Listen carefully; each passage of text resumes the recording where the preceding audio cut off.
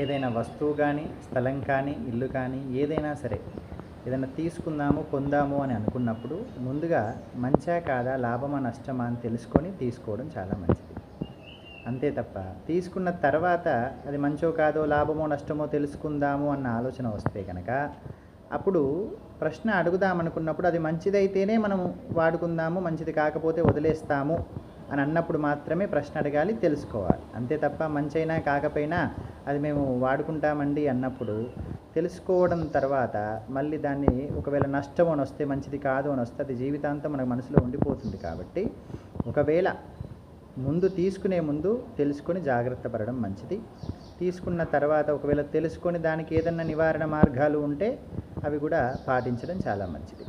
అంతే తప్ప ఏదైనా చేసే ముందు అడగడం చాలా బెటర్. చేసిన తర్వాత కొన్నిసార్లు మనము వాటి వల్ల మంచి జరగచ్చు, చెడు జరగచ్చు. చెడు జరిగితే వాటిని మనం ఏదన్నా చెడు జరగకుండా ఆపే ప్రయత్నాలు ఉండొచ్చు, ఉండకపోవచ్చు.